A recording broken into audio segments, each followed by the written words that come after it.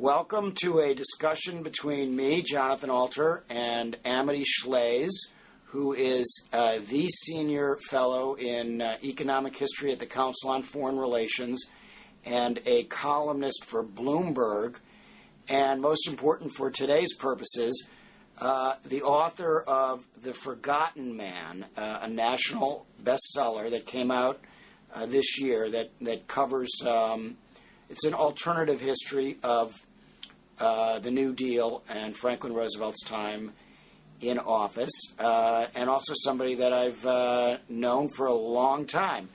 So welcome, Amity. Welcome, John. I'm going to welcome John, too. His book is called The Defining Moment. It's about Roosevelt's 100 days, and we have known one another a long time. John is a columnist at Newsweek. He's also an NBC television commentator. He's one of the commentators who knows the most about politics today in terms of the actual minutiae. And his book is also a national bestseller. This is the paperback that's come out. He's been commenting. I can hold up yours. Gotta right hold here. my book up. Hardcover. Yeah, and right. Obama has read his book and talked about it, and Giuliani has read your book and talked about it. So we're in the middle of this national debate, and the subject of the New Deal, is very vital. It only feels like dusty history, but because history is, as a Dutch historian said, an argument without end, we both feel that the lessons of the 1930s are very current. So we don't want people to think that this is of only antiquarian interest. Yeah, that's right. And John and I both fastened on that quote. And the person who gave it to us was Arthur Schlesinger, the great and truly liberal historian, who he said, he was quoting the Dutch fellow, whose name neither of us can remember, history is an argument without end. And in fact, Schlesinger talked to both of us, I believe, in the preparation of our books. He was really magnanimous. He very generous, yeah. Recently died, alas, but we both think about him. Yes, yeah, he was one of the giants, and I think it's fair to say that he would probably agree more with my book than with yours, because he had much more of a pro-New Deal take on things, but that doesn't necessarily make him right. Look, Arthur would have come out with Jonathan. In fact, he probably loved Jonathan's book. Did he read your book? He did. He liked it a lot, and unfortunately he got pretty sick around the time that it came out, and I was hoping, he actually offered a blurb, but I was hoping that he would review it, but his health unfortunately didn't hold up. But he was a magnificent human being and a great historian. And in some of the detail that he found in his book, I had to go back and retrace at the Roosevelt Library, because I thought, this is so great, I want to use it as well in my book. Yes, I did that as well. Amity, why don't you give us the kind of short version of what the major themes of your book are for people who haven't had a chance to pick it up yet, and then I'll do the same. Sure. We both looked at this period and went back to it and said it's worth looking at, because frankly we don't know much about it, especially not younger readers, younger people. And so I looked at what I found against the standard history, and I found a few distinctions. The standard history is that the 20s were great but frivolous. The frivolity is the emphasis in some of the histories that we read. I found the 20s were great, full stop. Hoover's reputation is that he was laissez-faire and cold, and his problem was he didn't do anything. That's what we learned in school. I found an active, kind of a crazed active guy. He was like today would be a McKinsey consultant, coming in, being the smartest guy in the room. Kind of obnoxious. My book didn't give that favorable a portrait of him in the end, but because he was activist. And Roosevelt is the hero, and what we learned was he's the hero, and his econ was inspiring, and the certain aspects of it didn't matter. Well, that's okay, because he pulled us through this negative time, and I found his econ to be very disruptive, and indeed, between him and Hoover, I argue, in the arc of this book, they helped to make the Depression great in magnitude, lasting all the way to the 40s. And that's the controversial part, that the government made the Depression worse. It's not what we...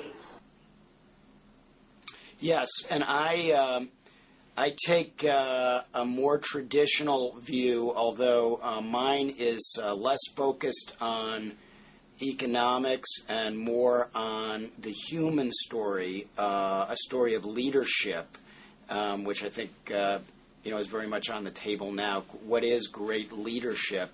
And I do make the argument that because of a set of qualities that he brought to the presidency, including some that were forged in suffering from polio, that Roosevelt pulled off a magnificent theatrical act in his first 100 days in office, and that's why they became famous, that had the effect of saving both democracy and capitalism, which were in deep trouble, almost by today's standards unimaginable trouble in that period. And that the conservative view, which would have been, just let the economy heal itself, had been thoroughly discredited, and that as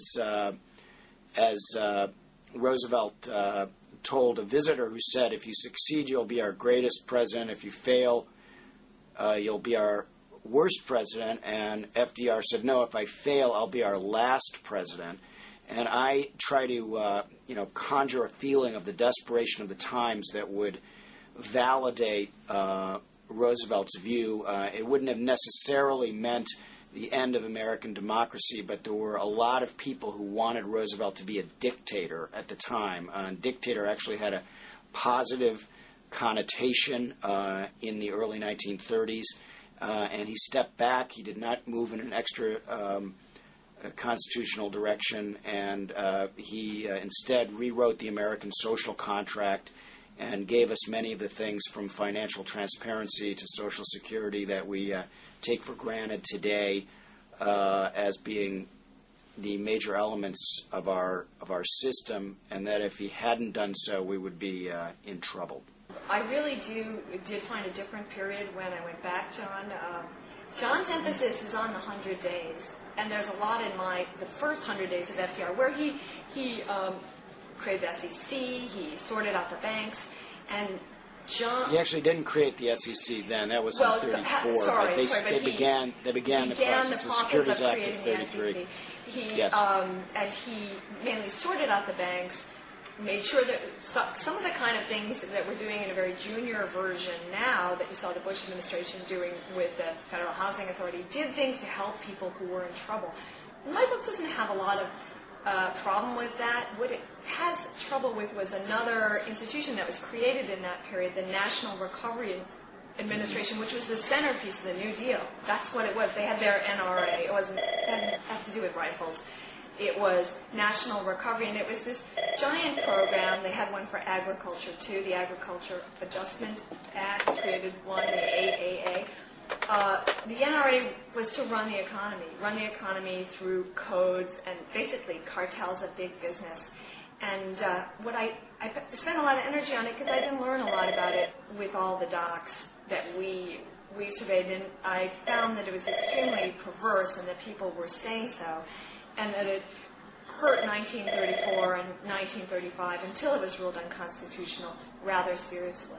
So that's the first thing. I don't disagree with a lot of that, but, the NRA, and when we talk about the NRA, we're not talking about the National Rifle Association, but the National Recovery Administration.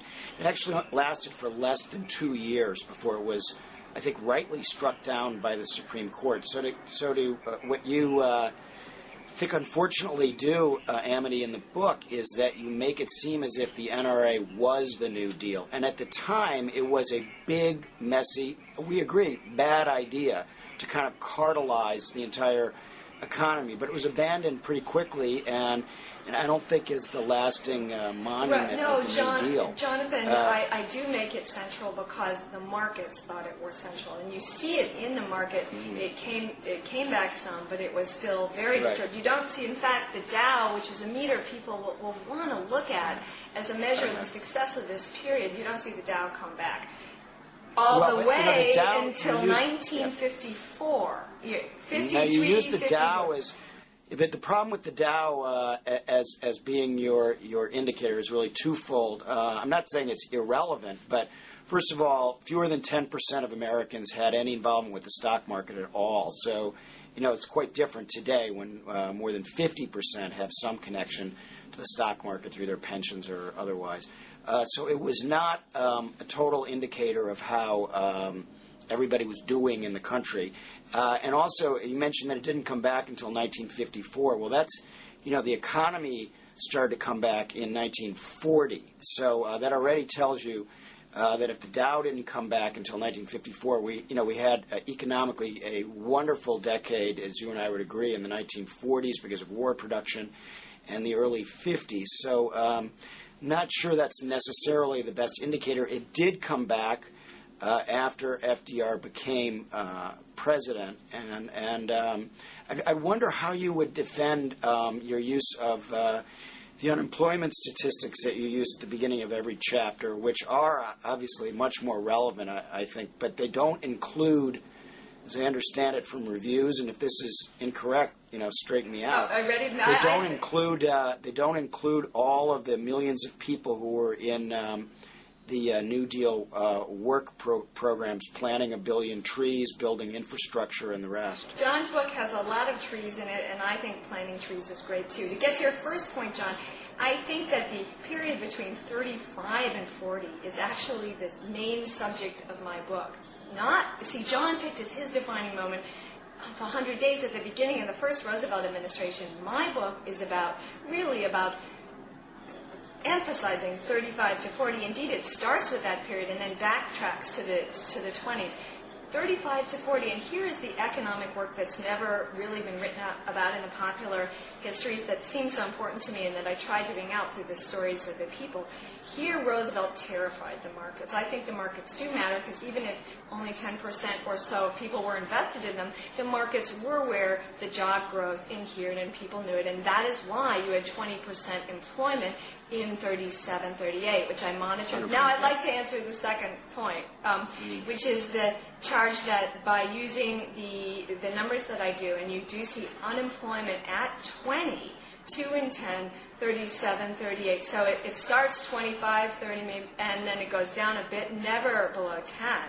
And then it goes back up, and the challenge has been from Slate and elsewhere is that, Amity, you see the employment always in your data above 15 or 20, but you're not counting those make-work jobs. That is correct. The first jobs that Roosevelt created and then uncreated, but also the jobs of the various administrations, WPA, PWA, and so on. Well, the rebuttal to that is that the data that I use are not my data. They're not the data of, the Republican National Committee. They are the Labor Department data. They were created by Stanley Liebergott, who worked with the Labor Department, you see Bureau of Labor Statistics as well. They do not include the make-work jobs because... Even calling them make-work, why do you call them that? These were desperate people. They are make-work. Because of Franklin Roosevelt, they got a chance to support their families. But they were make-work. There was some leaning on the shovel. But, what do you mean make-work? I mean, they made work They were for building them. dams. They were planting trees. They weren't, some Republican critics at the time, and I guess to this day, say that they were leaning on their shovels. But they actually probably built the road that you and I, drove to work on today. If you go to almost any American city, an unbelievable number of the roads and bridges were built by these so-called make-work jobs. Well, this is the fundamental point, John, which I'm glad we're bringing up, because it really is an important question. They made work. By made work, I meant there was no company that was doing it, so the government did it. There's no pejorative to it. And Roosevelt himself, is quite ambivalent about it, didn't want to do dole, didn't like that UK word, the dole. Right. Killed the dole-type program, as you've written, because you write about how Roosevelt is flexible and had the ability to kill a program when it had outpassed its usefulness, which unlike politicians today of both parties. Right. Okay, but they were, why I call them make-work jobs is because the government made them, and many of the things they did were good. I like the C's you see, but they weren't jobs that could stand forever because they came from the government. And secondly, no jobs stand forever. A lot of jobs. I mean, where yeah. the jobs are where let me just say, in terms of econ, where am I coming from and why am I doing this? Economists look at capital a lot, and the best kind of jobs, the kind that get the best kind of business and jobs, the kind that have engender great growth and actually engender more employment, so you do have low employment such as today, are the ones that are more productive in terms of productivity gains. They invent a new kind of widget, or they invent a new way to make a widget faster. And those jobs that the New Deal created were wonderful, and they were inspiring for the people in them, especially the ones who were starving, but they didn't help the recovery. The recovery has to come from the private sector. That's actually not. I mean, you and I would have a fundamental. We have a fundamental difference about that. Where we agree is that there was a terrible recession in 1937, and unemployment, which had come down considerably, spiked up again in that period. We would also agree that the Roosevelt administration did not think enough about private sector growth. They did not have what today we would call a growth agenda. And I agree that there were other mistakes that Franklin Roosevelt made. For instance, he initially was against federal deposit insurance, which for about a minute. Economists across the board, from Milton Friedman all the way left, agree that was one of the most important things that was necessary to stabilize the banking industry. But I fear, and this is my problem with your book, that if you just read your book and didn't read other accounts of the 1930s, you would get a very, very skewed impression of what was actually going on. Now, is it a useful corrective for those who believe that Franklin Roosevelt was a god and everything went perfectly in the New Deal? Yes, and in that sense, I really welcome it, and I think it's a very provocative and interesting book. But I wonder why you put your thumb on the scale so much and didn't include many, many things that were done by the government that have had lasting positive consequences. From housing, to the environment,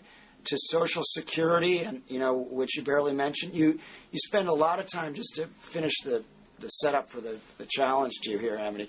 You spend a lot of time talking about Wendell Willkie, who was a good man, and he ran a utilities company called Commonwealth and Southern. And I actually agree with you that in the struggle between the Tennessee Valley Authority, which I don't think was one of the best of Roosevelt's ideas, and private utilities, I think you make some fascinating points about the argument on Willkie and the side of the private utilities. And I don't disagree with those arguments.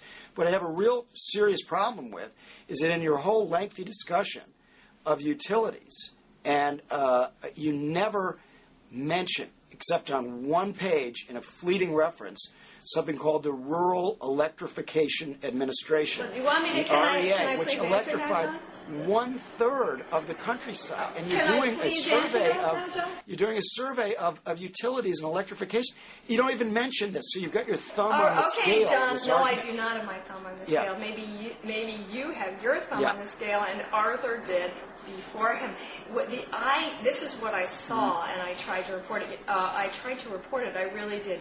There was a company. The thesis John is talking about, this specific thing, is that there was no electricity in certain places, and the government came, and there were also these cooperatives, the Rural Electrification Administration. Is it administration or agency? REA. Administration, yeah. And they electrified some places that were in the dark. And that's the story. One third of the countryside. Can I answer it, though? Yeah. But what I found this is why I was so shocked writing the book. I mean, I didn't know what I would find. What I found was there were companies, in the 20s, there was the belief that the private sector would electrify the country. And that belief was not weird, because it had already electrified I don't know, half. You see electrification take over the 20s the way the internet took over the country here in the 90s. And there were companies who thought that they could complete the job. One of them had this cool name, American Superpower. They knew that state-level utilities probably couldn't. You had to marshal a huge amount of capital to electrify a country. That's one reason it had trouble happening fast. And so the question is only the government able to do that, or can the private sector do it? And you know what? The Dow Utility Index was created Jan 29. The private sector thought it could do it. And what Roosevelt, and we both had this issue, poor people in the South, no electricity. The South is tired of living in the dark, was the phrase. And the fight was, who can do it? And what I described in the book is that Roosevelt wanted to do it from his time, as you know, in New York State. Right. He believed this was public sector territory. That's what he believed as governor. He worked with Felix Frankfurter. Frankfurter taught a course at Harvard called Public Utilities. And actually, John, I'm going to say the poem. There's a poem about it that someone said, you learn no law in PU, you learn no law in public U, that is its fascination. But Felix gives a point of view and pleasant conversation. Because in the 20s, when Frankfurter was teaching it, there was no national utilities. This was a state thing, and the states were different. So the question of who can do it, the national government or a private company, well, lots of people thought only a private company can be national, and they fought over it. And what FDR did was, in 2 or 3 ways, he fought aggressively. He was a tiger to win. One was he created the Tennessee Valley Authority and said, we're going to run the South, not you guys. And that's how Wilkie... Well, just in that area. Right. Yeah. And David Lilienthal, who was his guy, met with Wilkie in the Cosmos Club in Washington and said, basically, I'm paraphrasing, you don't understand, Wilkie. Your company is going to be a little bitty company. And Wilkie said, no, let's do a deal. I'll make the power and you distribute it, Tennessee Valley Authority, or you make it with the dams and I'll distribute it, or you have one state, Tennessee, and I'll have another. Let's split it up, because you know what, the Roosevelt administration is not going to last forever, and you're going to want a job in the private sector and be reasonable. This is America, not a socialist country. And Lilienthal said, no, I'm sorry. You don't understand. I report directly to God. Roosevelt, the TVA had a very interesting structure where it went much closer to Roosevelt than having to go through, say, the Commerce Secretary, the Interior Secretary or something. And you guys are cooked. And then the private sector, and then they created the rural electrification entity, and that also said to people, the government will bring to these farms who don't have it. And then they also created an onerous anti-private sector law, the PUHCA, which basically prevented utilities from marshaling capital, private sector. So Roosevelt won, and by the end, yes, he had done the work, but the idea that the private sector never could have done it, especially in a better monetary environment, was people were saying, oh, that's misplaced, we can do it. And that fight, the story of that, it was a big fight. It was all over the papers every day. It wasn't narrow revisionism. We never learned that. And so I felt devoted to spending that energy. And that's one reason Wilkie ran for president. That's fine, and I was very interested to read that story, and I thought it was very well rendered, well told in your book. My objection to it was that you didn't mention that, parallel to this, you had an extraordinarily successful, government program that electrified 1/3 of the countryside at a time when private industry wasn't even close within. There was simply no way the private industry would have been able to do that on that time frame. Well, not on that time frame when you had the main utilities executive who was in jail, and you talk about Samuel Insull, but you have basically industry on its knees. The banking industry in total collapse in 1933. Most banks closed even before Roosevelt becomes president. A feeling that on the part of everybody from the head of the Harvard Business School on down, that capitalism might be at an end. Roosevelt was really John, can I not. please address that? Can I just finish the point? Can I finish the point? Roosevelt was actually not very ideological about this. Like, he was asked about the Tennessee Valley Authority. They said, "Well, is it socialism? Is it partially capitalism? Mr. President, it's neither fish nor fowl. What is this TVA thing?" And FDR said, "Well, I'm not sure whether it's fish or fowl, but it sure tastes good to the people of the Tennessee Valley." That's right. So okay. he had his mind on people who were, at the time, this is really hard for us to imagine, they were starving. Okay, John, and can so I the please idea of rebut all it? these, We all know these complicated terrible. explanations about whether free market economics could lift people up or whether that's ultimately, look, I'm a huge supporter of the market. But John, and actually, can Roosevelt I in many please cases rebut was too. it? But you have to help people and their problems. That's what this is about. I don't think that you accounted for this. You didn't name call about FDR. You didn't trash him, so you didn't look like a old-fashioned, FDR basher. But you didn't really give him any credit for the things he did that worked. No, I did give him credit. I think that creating jobs, as he said, is the job of the president. Put people to work, and that the negative side of the New Deal was important because it created that jobless extension of 35 to 40, and I'm just not making this up. I mean, every single day it was in the paper. There was the John Lipsky or the David Malthus of the day, who is Benjamin Anderson, the chief economist at the Chase Bank, who is writing, he's scaring the markets, he's intervening too much, it has perverse laws. I mean, the TBA was very perverse in what it did to the private companies, but the NRA said consumer choice hurts recovery. It said cutting prices. Now, let me just talk for a minute now, John, because you talked. Here's a picture of FDR. This is who we're talking about. I have him in my lap. Getting back to it, what I was trying to capture was the uncertainty. There is an economist named Bob Higgs who wrote a bunch of books about uncertainty.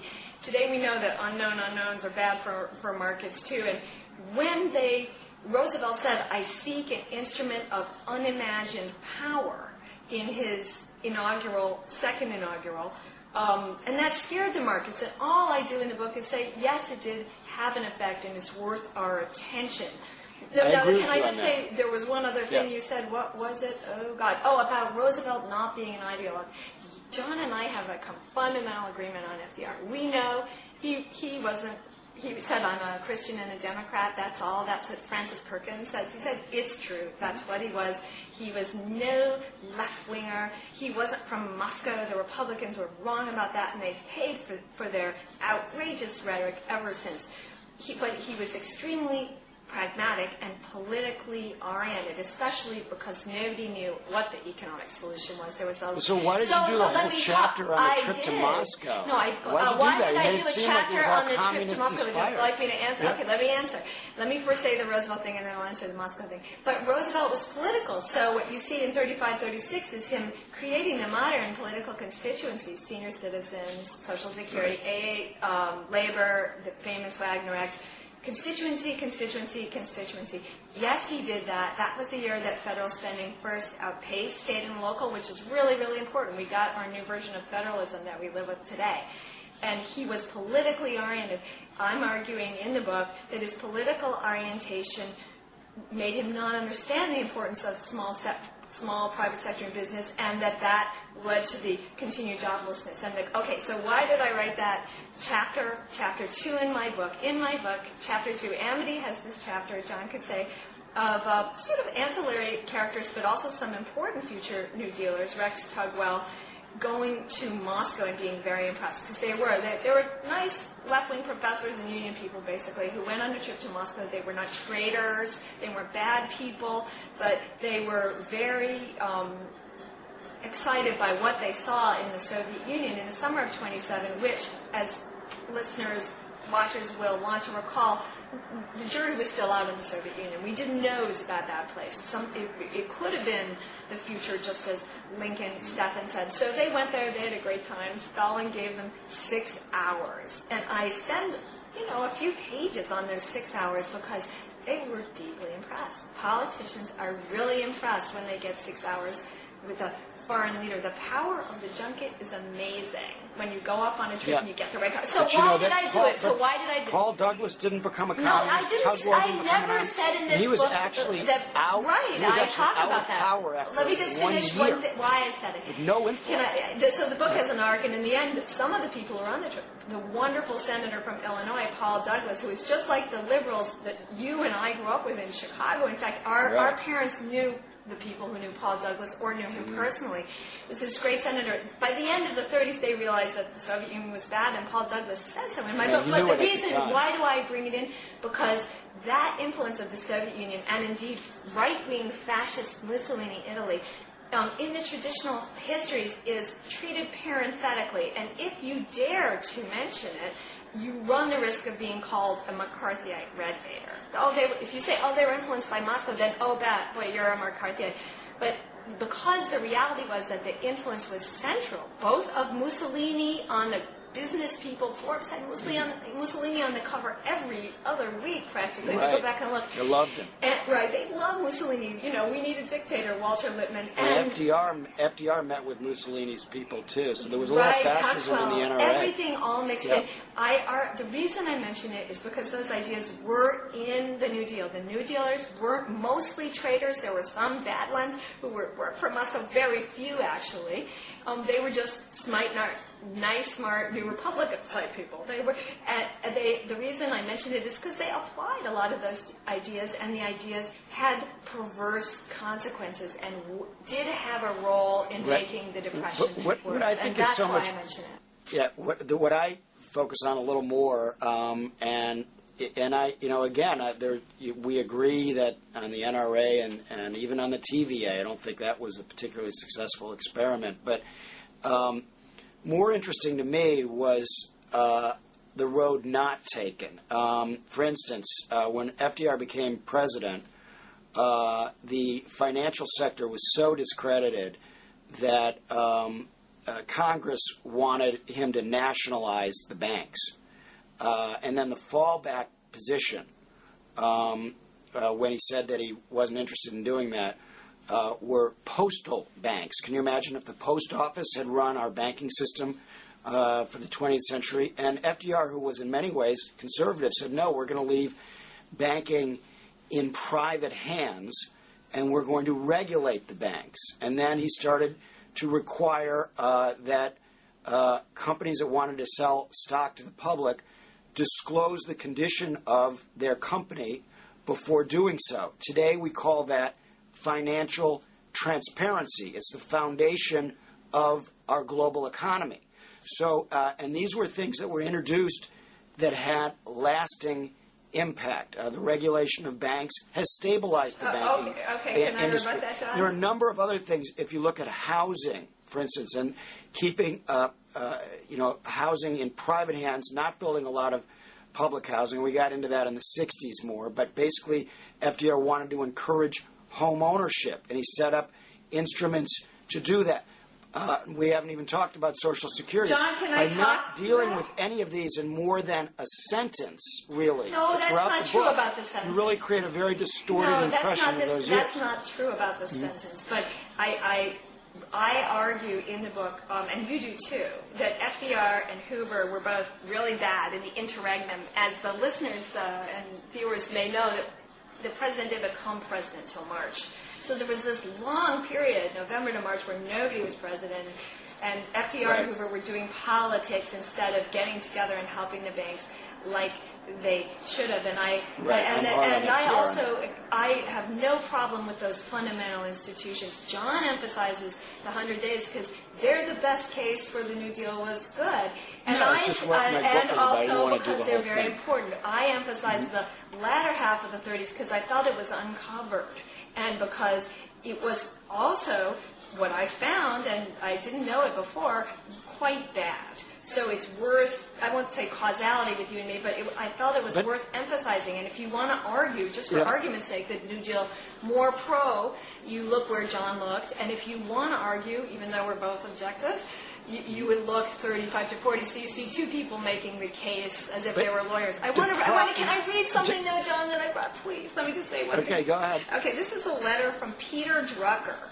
And I felt it was worth doing, and that's why I'm here. Peter This is a letter Drucker. from Peter Drucker that he wrote to Professor Lowell Harris that Harris sent me because I think it's good. I think there was an uncovered aspect to the New Deal in our memory that Schlesinger gave us, and when I saw this letter, it excited me because it reflected what I found. Dear Professor Harris, thank you for sending me your review of Gary Dean Best's book about Roosevelt. This letter is from 1992. Gary Dean Best wrote a market-oriented book about Roosevelt, so it was negative. Things were actually worse, wrote Drucker, than Dean and you portray them. Nobody seems to remember. What nobody seems to remember is that FDR and Hoover are responsible for turning a recession into a depression. This is what Drucker thought. Eugene Meyer, central banker, whom I came to know quite well during World War II, often told me the story with deep bitterness against both men. They were fighting back and forth. So that's one aspect. Yeah, I've got those stories about Eugene Meyer. And John covers it. John covers it, and he has some new info in his book about this too. FDR, what Drucker writes to his friend Lowell Harris in '92 is FDR's economic policies were a disaster. And all my book does is try to acknowledge that and detail it. I don't slay FDR or say he's terrible, but now where we are, we have to talk about economic policies. We have to decide what we're going to do with our little housing crisis that's becoming big and so on. Yep. And to know that really probably many serious people, not just crazed right-wing maniacs, had a quite seriously negative assessment of the economic policy from 30 to 40 is worth knowing. And that's why I wrote this book. I agree. And I think that in that sense your book is a contribution, but you are... If I'm taking a relatively small part in terms of time, and your book actually covers the whole thing from the 20s to the 40s, you are taking a relatively small slice in terms of, sort of the blind man and the elephant. You're just feeling the elephant's Well, yeah, maybe, but also we're all just humble people. I mean, I was just trying to do it. You said on the second half of the 30s, for instance, you say, well, that was the bad part of the New Deal. Well, we got Social Security. We got the regulation of drugs. The FDA, created at the turn of the century, hadn't until the late 30s. They hadn't done anything about dangerous drugs, and there were all these patent cases. But I'm not talking about now. I'm talking about then. You had workplace safety, all kinds of things that are very lasting contributions. Right. And by you basically just sort of excluding them from your book, and what you do instead is you tell personal stories of inspiring individuals, like the guy who founded AA. Okay, well, John, let me rebut that. Let me rebut that. So I do tell personal stories. Those are nice personal anecdotes, but they don't suggest that individuals at that time, without any government help, really would have been able to cure the Depression. I mean, Father Divine, he devoted a lot of space. He was a wonderful African American in New York City, and he employed, I guess, a couple thousand people at his peak. That's very nice, but that doesn't really relate to the millions of people who were unemployed. The point in this period is they were institutions that may be important to us today, or certainly in other periods. Social Security has been an important part of American history and has sustained many Americans. What I wasn't writing about now or later or post-war in that regard. I was writing about the reality of what they did for the people in 35 to 40. And in 35 to 40, 2 in 10 were still unemployed. Up until the war buildup, we agree on that. In 35 to 40, Social Security was very small, as you know. The payments didn't even really start until after the election of 36, which is more than a year after it was passed. The things that people were saying were important, and I want to switch now, segue with this to how we did our books. I looked at the papers, and I said, what are they saying? Oh, they're saying, and I found 2 self-help figures who were very, very important to people at that time, and whom people believe were getting them through this downturn while the economy was in such trouble. One was Father Divine, the cult leader from Harlem. He thought he was divine. And the other was Bill W. in AA. And I was just pointing out that there many people in that period, and if you go back to Middletown too, the second book you see, thought they were getting through not because of New Deal measures, but because of turning inward, because of et cetera. Or they were doing well. But I wanted to segue, and so do you, I think, into how we wrote these books, because that's interesting too. John and I both spent time in the Roosevelt Library. John more, but the thing that I want to mention most important to me was when I started this book, when I got the contract, 2000, my idea of researching newspapers was to go to the library, look up in the index, the name, Rex Tugwell, get some sites for dates with microfiche, go to a bad microfiche machine, download or rather, whatever the process is, get those ugly photocopies you get from microfiche. You can barely read 4 of them, pat myself on the back, and call it a morning's work. And what happened in between is we got things like ProQuest, where subscriber services where you can search by name any of these people. You can just look up REA and get every mention in the New York Times. And that transformed the way I wrote this book, because I ended up writing it basically, it was my journal of what happened in the newspapers.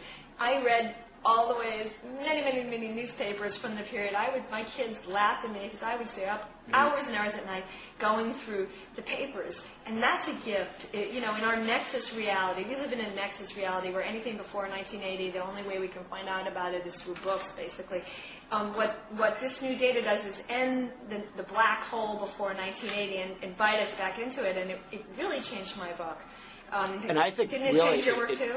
Yes, it did, and I think because of that, there are great little nuggets throughout your book. Many things that I didn't know before, and that were so old, they're new. And I use ProQuest. I also did something else that technology has allowed us to do, except for my time at the Roosevelt Library, where I have to say I did read a lot of letters from people saying, "Thank you, President Roosevelt. You saved my business. Thank you. You saved my home. Thank you, you kept us from starving." So, there were real people who were really helped by these programs in real there time. Were some but real, except, many real except people. Many. But many who were except not. for, there were others who were not, of course. That's what I called the forgotten man.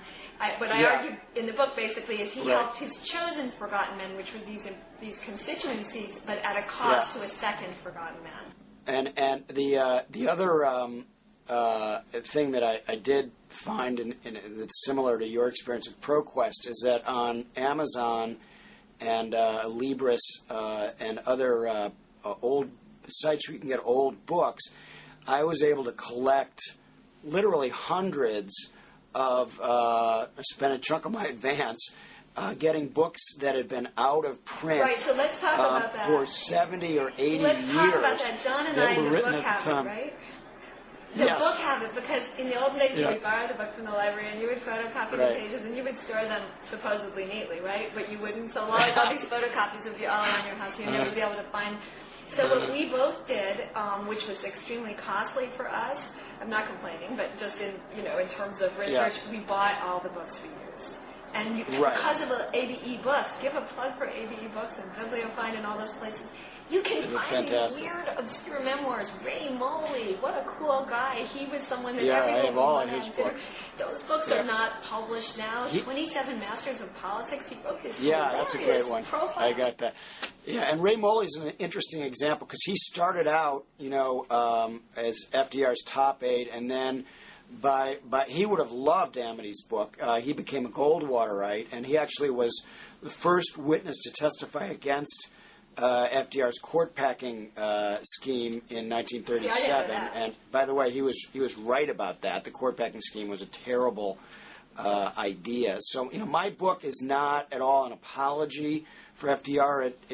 I hope it's warts and all, but I do think you have to give him a little bit more credit than you do for rescuing the country. I wasn't sure he rescued the country. I thought he was much inspiring. What would have happened without him? See, this is... do you want to switch to now, or do you want... I'll just say what I... Can I say what I think, since you talked about the road not taken, I'll say what I think what would have happened.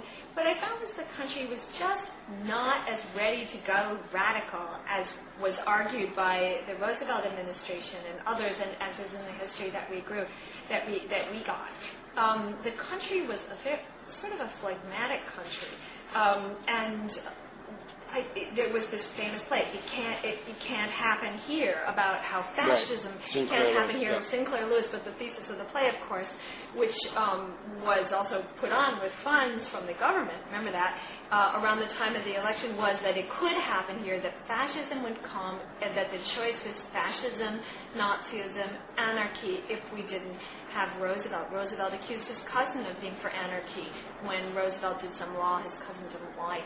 I didn't find that. I found that maybe in the cities, and this again gets back to this left-wingers trip to the Soviet Union in Chapter 2. I think that their influence was very strong, and they imagined that America could go European, could have a revolution, but I didn't find that was the reality in the Middletown book, which was published by two people who were themselves left-wingers, pretty left. The Lynns gave this very honest, wonderful portrait of Middletown America, which is Muncie, this great sociological study. And what they said is that the Middletown man doesn't want revolution. I'm paraphrasing, I don't have the book, so forgive me if I get... What he wants is another job. He wants a job, he wants his own undershirt, and he's tired of the dole. The writer Odette Coyne, who came from Europe, she was, I believe, H.G. Wells' girlfriend, came to cover the Wagner Act, to see the political revolution and Walter Reuther and all that. And she was surprised because she said, the flabbergasting thing that I have found is that American labor is conservative. They didn't even necessarily support the Wagner Act, which was extremely strong. They just wanted a job. So I find the thesis that America would have... Roosevelt would have been the last president had FDR not done the measures he did. I found it in the reality exaggerated. He was inspiring. The radio was inspiring. He could have been just as inspiring without allowing the economy to be trashed because he was arbitrary. I agree with you that I don't think uncertainty is good for business. And as I mentioned, I agree that they needed more of a growth agenda. And I also agree that the United States was never really ripe for communism because private property is too important to Americans. So if you're talking about revolution, no. If you're talking about a homegrown style Huey Long quasi-fascism, a very distinct possibility. Now, Long was assassinated in 1935, but what Roosevelt did, and one of the reasons he did move left, was he had great political antenna, and he recognized that if you didn't, you talked about the people in Muncie, if you didn't give them a job through one of these public works programs, that there was going to be, or there already were signs of tremendous restiveness, unrest in the country, but he ameliorated that with a series of programs. Basically what he said in his inaugural was, he used the word action and action now 5 times. When he said the only thing we have to fear is fear itself, that was actually nonsense. If you're worried about putting food on the table, and the real unemployment rate, not the statistical one, but if you actually really analyze it, was over 50% because women weren't included in a lot of other things. So that militates against what we talked about earlier. So there was serious unemployment, serious despair. People had given up. And a lot of people, including Walter Lippmann, and a lot of other people said, Walter Lippmann went to him and said, a great columnist, when columnists actually had some stature, he said, Franklin, you must assume dictatorial powers. But John, you said that earlier. You said that. What did Walter Lippmann say later in the New Deal? This is also part of the story. They all changed, because what happens is they all pocketed, and he was right later on, actually. He didn't like the NRA. He didn't like the NRA because he was recovering his powers of discernment. He realized the NRA was a bad idea. But early on, if Roosevelt hadn't taken non-dictatorial but strong action in a variety of ways, action and action now, we would have been in trouble, because when he said the only thing we have to fear is fear itself, wasn't true. If you're worried about how to put food on the table, that's a real thing to fear. John, so there were serious, and I think that you really underplay these, the idea of just kind of a conservative stand-pat-ism in that period would have been an utter failure, and we would have had serious problems. I think you're taking the fear of 1932 and you're superimposing it upon a decade. Oh, you don't think they were still scared later on? I think there was plenty of fear, but there was also a lot of other things going along. And if in the name of abating fear you do stuff that keeps unemployment, that's serious and worth looking at. Well, but how do we know that? I mean, I don't think you made the case that it definitely did keep unemployment, because you're suggesting you make the case with Benjamin Mellon Anderson. is one of your heroes. Mellon is your hero, one of your big heroes. He was Coolidge and Hoover's Treasury Secretary. These guys, they believed in, as they said, liquidate. John, can I rebut that? Now, let me talk for 3 minutes once too, okay? John, let me talk for three whole minutes. I think we've been pretty even on time, by the way, just for the record. Oh, no, here, I want to rebut that. Mellon was Mellon did say liquidate. That's the modern way of saying, we didn't have the word liquidate as in Stalin liquidates yet in English. Liquidate meant sell. Right. It was so you don't want to superimpose the current connotation. Agreed. Definitely. What he was saying was mark to market. That was what mark to market. That was the phrase they used. And I spent a lot of energy in the book, at least trying to make the case, about the absent jobs, the jobs that did not come. The economy was refusing to go. I mean, even the New Dealer said this. That was what Moley was saying. The reason the jobs refused to come is because Roosevelt prosecuted.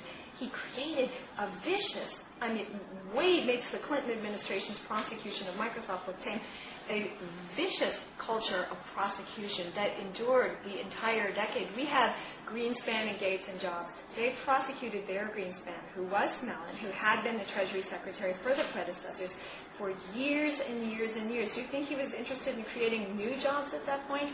He had the companies, but the energy of his companies and of Mellon himself, this old man, were in defense of Mellon. Likewise, Insull. Right, Amity, but let me just... you jump to so many conclusions in this thing. Mellon, I agree with you. I don't think those prosecutions... I don't jump to conclusions in the sense that you have every day quotes in the newspapers. The 37 recession, we're not sure whether it's the high taxes or the fear that business has, and the capital strike that Roosevelt has also acknowledged himself. He called it a capital strike out of fear, that is causing this recession, but it's one of the other. They created an undistributed profits tax to squeeze money out of business because it was on hold, because it was afraid. And this is worth paying attention to, even if you hate corporations, because corporations do create jobs. Yeah. I know you've got this idea of supply-side economics. Supply-side economics is classical economics, John. It doesn't come from Ron Reagan. It came from the whole entire 20s lived off that. Can I make a point here? Yes. Can I make a point here? The cutting taxes, first of all, that is not what Wilkie and others did. Taxes went up as the economy went up later, and cutting taxes in the early 30s or even the mid-30s, since there weren't any profits, was not really going to do anything. Well, so you still haven't answered the question. You still haven't answered the question of how do you get the economy going. I agree with you that being uncertain and changing policy all the time is not helpful. Can I say the answer to the question that I didn't answer? Okay, so the answer to that, I hate counterfactuals. But supposing you had a president who said, I won't prosecute business, instead of, I will stick my Justice Department on them for the entire decade. And you had a president that didn't say business is corrupt, which Roosevelt routinely did. And you had a president who didn't say paying less taxes is the same as being a criminal, even when they, legally took deductions. And you had a general environment that was consistently not pro-business, but rather neutral to business. And you had, say, an enterprise zone, and don't laugh, and said, you guys can have, then there would have been some... you and I haven't talked about monetary, that's another discussion, but at some points there was enough money around in this period for businesses to get started, but they didn't dare do it. Do you want to talk about it now? On monetary, monetary policy, they actually did strengthen the Fed in this period. So there were things going on both sides of this. But I guess one of the things that disturbed me a little bit was this idea of jumping to conclusions. At one point, when you're talking about Mellon, and I know he built the National Gallery, and that's wonderful, and there were things that could be done with private funding, as you explained. But then you say, the markets went up after he did this. I mean, hello, that really was the kind of, you said perhaps they went up as a result of him building the National Gallery. The markets went up, and there are contemporary documents from that period that notice it. The markets went up at the high when the Supreme Court ruled the worst piece of the New Deal, the NRA, unconstitutional. After that was where it said, well, you can't intervene in the economy that much. The Supreme Court said no. The markets actually went up way before that. They went up before that, but then I spoke with Dow Jones on this, and we worked with charts on this, lots of charts at Dow Jones. There is a quantifiable Roosevelt rally in the beginning, that is correct, and then there is the second rally, but of course they never came back all the way, and then you see the downturn in the late 30s. But do you want to mention about why we care about this now at all as we close out? Go ahead. Okay, so, why don't you talk about why we should care, and then I'll do something. I think we care because you want to think about what could be called Katrina mode. You get in a disaster, and you say, are all the realities put to a side, and the government always, do you think with a different part of your brain, and the government entirely has to do the rescue, or that's what happened in the early 30s. They thought, some people thought, not all people, but the people in charge thought capitalism was broken. And what I took from on econ side was that if you get in Katrina mode, you also perpetuate the Katrinas. You have more Katrinas because the market doesn't write itself. Mellon was not a caricature. He was accurate. He gave this great speech where he said the Depression is just a bad quarter hour in American history, so we should do some things. He said this, but not, and he was right. You know what? He turned out to be right. That's what and the second thing that I take out of it, he sounded absurd at the time, but when you look at in the context of history, the Depression is becoming a smaller period when we add in all these recent decades of prosperity. Second point, most important, and I think John and I agree on this completely, maybe not, is right now the greatest problem for the U.S. budget and for the future of America and for the future of its competitiveness and for the happiness of our children, etc., is the long-term budgetary problems that Bush and Democrats together have created. Medicare Part D, really egregious, right? Yeah. Social finance and a lot of this. So we shouldn't have. Can I just say one sentence? So the false nostalgia for the period does not serve us. They would have re-examined that period. Some of what comes from that period is good. Some needs to be fixed. I'm done. I believe in a lot of reassessment. I don't believe in rose-colored glasses. Roosevelt made a lot of mistakes. I think the idea, by the way, conservatives in that day did not believe in unfettered tax cutting. Most conservatives wanted to raise taxes because they were fiscally responsible, unlike today's conservatives. Marginal rates were much higher, and we had tremendous productivity. Now, let me just make the point about Katrina, because I'm really glad you brought it up. Roosevelt did not believe that people should be left to the winds of chance and the hurricanes of disaster, quote, unquote. In other words, not every man was for himself. Private industry does not build levees. Private industry does not save. Never? Private industry does not save people when they are at their moment of crisis. Did Walmart bring in some supplies? Yes, but people ultimately depend on their government. What everybody agreed on after Katrina, even if they thought that Bush was too late or really the governor was to blame, nobody, maybe except a few real conservatives, believed it was none of Washington's business if people were starving and drowning in New Orleans. That's as a result of Franklin Delano Roosevelt. He changed our social contract and led us to believe that we are in this together, and that when you're hurting, it's up to the government to, in combination with business and people of goodwill, to come to the aid of those who live in our country. And that's a powerful, powerful legacy that we are still debating today. But I think to sell it short by cherry-picking evidence without giving a broader picture of what he provided for our country does a disservice. Oh, but John, I think there's a lot of great stuff in your book. Let me just say that I don't think I cherry-picked. There's a lot of positive in that book, but the part that was so important in your binary, it's the government or nothing. What I saw in that period and what I see now also with Katrina, which is the most extreme example, and that's why it's good to argue, is that the companies also matter. There's a huge now giant study by George Mason of the companies the parts matter. of Mississippi Of and New Orleans. course they matter. People take the was Roosevelt Brownie argument right? and I mean, act should as we if have the private not? sector doesn't matter. Was Brownie right? In other words, heck of a job. Should Washington have just stayed out of the whole thing?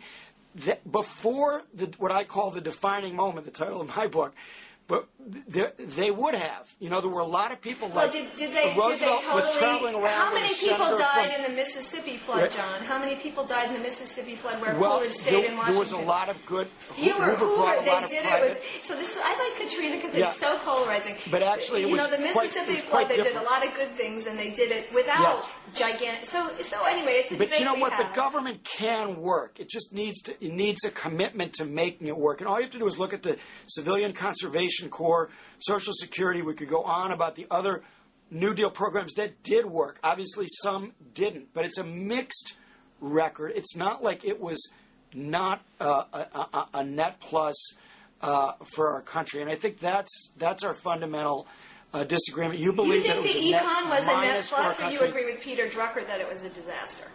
No. I think the econ was a problem, the not fact a that disaster, Roosevelt, but a problem. I think the idea that Franklin Roosevelt was president was a huge net. Well, are we arguing plus, about and about whether we deify presidents? Are we arguing about No. I'm not talking what about happened in the period? If you want to deify what we're talking Roosevelt, about is what you want to watch the happened. period. I agree with Drucker was referring to Hoover and Roosevelt in the interregnum in No, but he also 1933. refers, he says Roosevelt He didn't think the econ whole was a New disaster. Deal. You know what, Amity? I've read some Peter Drucker, and he does not believe the New Deal was an entire fiasco. Right. Well, he doesn't. He's not yes, you are quite right. FDR's econ policy was a disaster, and he was a man. Actually, he goes on and is mean about FDR, but I won't be. All I'm saying is in the book, though, is that it's imperfect. It's imperfect, and it's worth acknowledging, given what we know about markets now. And 70s, by the way, 80s, Eugene 90s, Meyer wasn't totally against the New No. Deal either. All I'm saying is they acknowledge it. Why cannot we? And why is it depicted as so incredibly revisionist? The revision is the history that's happened post-war. We're going to wrap it up now. I agree with you that it's very important to see, and this is why I think your book is a great service. It's very important to see warts and all, but you've got to have not just the blemishes, but the things that helped save our country, and that's what's missing from your book. We're going to wrap it up. I don't say Roosevelt's wrong on the war. John and I both come from Chicago families that knew each other. Thank you for watching. Thank you very much. Great talking to you, Amity. Great, John.